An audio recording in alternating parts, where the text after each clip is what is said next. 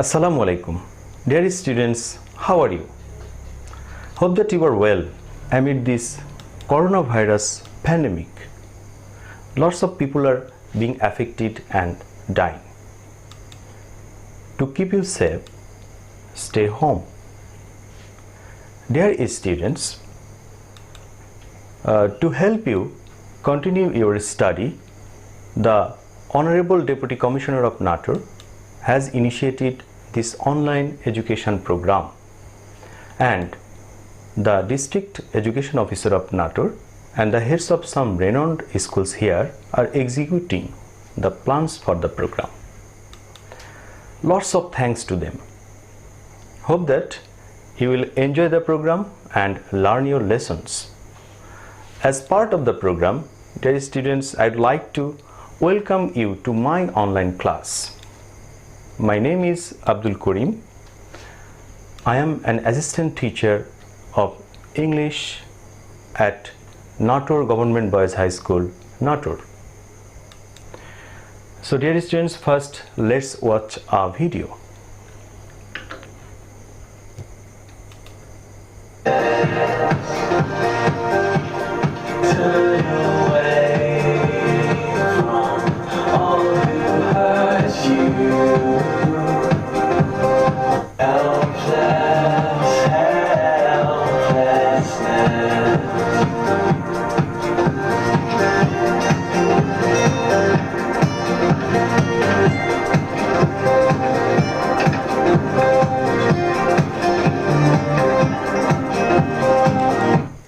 So dear students, you watched a video, and that is a video of cycling. We can make a sentence.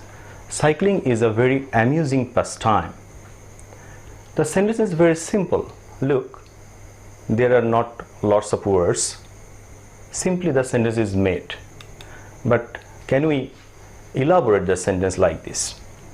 Cycling is a pastime which is very amusing.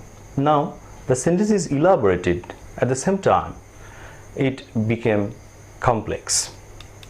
So the sentences have changed, and look that their meanings are the same. The first one, for its simplicity, we can say it's simple, and the second one is complex because it has complexity, it is elaborated. This is just a pre-notion, not the definition of the sentence. Just take it as a pre-notion.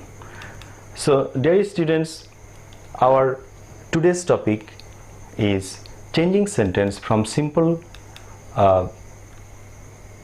sentence to complex one, and this is for class 9 and 10.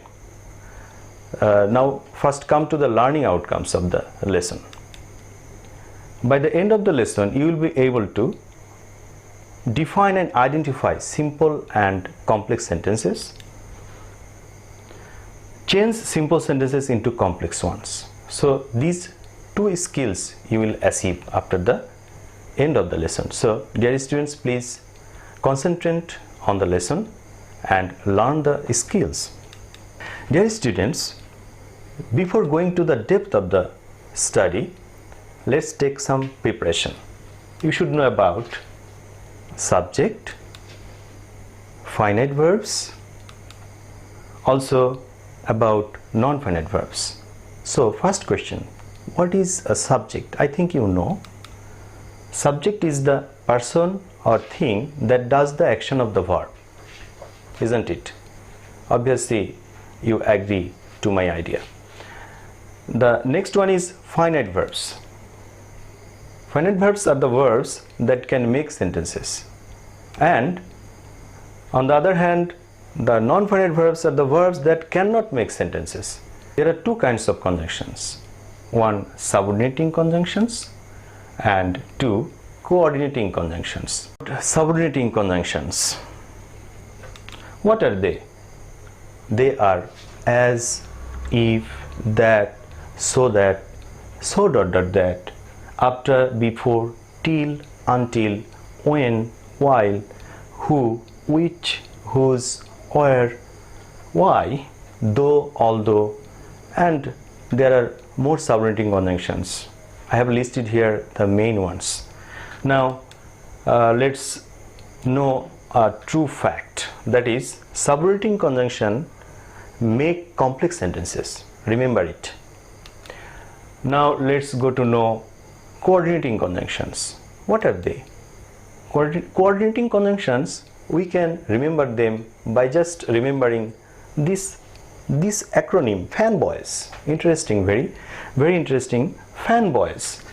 You can remember F means for, A means and, N means nor, B is but, O is or, Y is yet, and S is so. And using these coordinating conjunction, there are some correlatives like either ... or, neither ... or, not only ... but also. All these things actually are coordinating conjunctions, and they make compound sentences that will be discussed in the next online class, inshallah. So dear students, we should also know about the types of verbs. There are two basic types of verbs. One is finite verbs and another is non-finite verbs. What are they? Let's know. Finite verbs, verbs present form, verbs past form,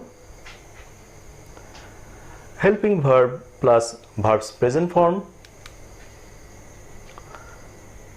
helping verb plus verbs present form plus ing, and helping verb plus verbs past participle form. On the other hand, what are the non-finite verbs? First one is to plus verbs present form, second one only verbs present form plus ing, then the third one is verbs past participle form, and the fourth one is having plus verbs past participle form. Dear students, I'd like to disclose a mystery, that is changing simple sentences into complex ones is a story, non-finite verbs into finite verbs. So remember this mystery, that will help you. Now dear students, read a sentence. We read books to gain knowledge. Now let's analyze the sentence. Here the subject is we. There is only one subject and the finite verb is read because it is the present form of the verb read. Now there is only one finite verb in the sentence. So and to gain, this is a non-finite verb. So what kind of sentence is it? It is a simple sentence. So we can define the simple sentence, that simple sentence is the sentence where there is only one subject and only one finite verb. Dear students, now let's read another sentence and look at the sentence. We read books so that we can gain knowledge. Now let's analyze the sentence. How many subjects are there? We get here two subjects, we. And how many finite verbs are there? We get here two finite verbs, read and can gain. So look at another thing. There is a subordinating conjunction, and that is so that. So what kind of sentence it is? It is a complex sentence. So we can define the complex sentence like this. Complex sentence is a sentence where there are at least two subjects and two finite verbs, and also there is a subordinating conjunction. Now dear students, we will go to our mission. We will change a simple sentence into a complex one. Rule number 1. Look, obviously the mystery that non-finite verbs will be finite verbs. Another mystery that there is no finite verb without any subject. So where there is a finite verb, there is a subject, and where there is a subject and after the subject there is a finite verb, obviously that is a sentence. So complex sentence is actually a combination of two simple sentences connected by a subordinating conjunction. So now let's read the structure. Non-finite verbs here, to plus verbs present form. For example, to gain, and finite verb will be helping verb plus verbs present form. For example, can gain. Now let's read an example. Simple sentence: farmers work hard to grow crops. This is a simple sentence because here we get only one subject farmers and only one finite verb here, that is work. So how can we make a complex one? Farmers work hard so that they can grow crops. Here this is a complex sentence because there are two subjects, farmers and they, and two finite verbs, work and can grow, and a subordinating conjunction. That is most important thing. We need also a subordinating conjunction, and here the subordinating conjunction is so that. Now let's go to the second rule. Look, the non-finite verb is here, verbs present form plus ing, for example utilizing, which will be changed into helping verb plus verbs past participle. PP here means past participle, for example had utilized. Now let's go to read a sentence, simple sentence. Utilizing time, great people became successful. So can you make a complex one? Before going to that, I would like to analyze the sentence. Here we get only one subject, and that is great people, and only one finite verb, that is became. So now dear students, so the complex sentence of the simple one is great people became successful after they had utilized time. Now we should analyze the sentence. Here we get two subjects, great people and they, and two finite verbs there, became and had utilized, and of course there is a subordinating conjunction, and that is after. Now we will go to read the third rule. What is that? That is, the non-finite verb is here verbs past participle form, for example made, where which will be transformed into helping verb plus verbs past participle, for example is made.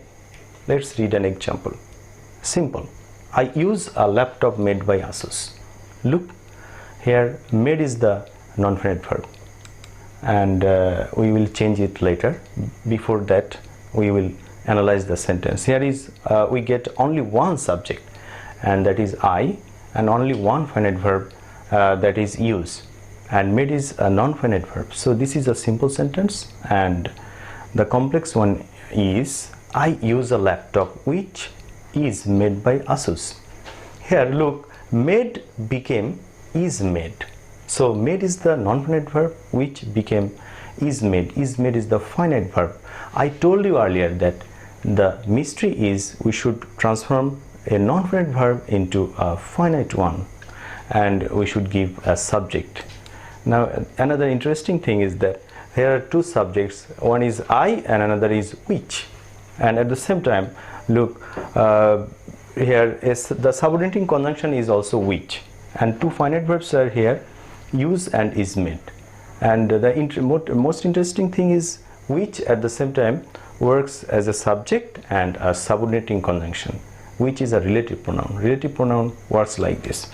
Dear students, this is the last rule, and we will get here having plus verbs past participle form, and that will be helping verb plus verbs past participle form, and helping verb will be here had. For example, having made will be had made. Let's have an example. Simple. Having finished the work, I took some rest. So this is simple sentence because having finished is a non-finite verb, and here is only one subject I, one finite verb to.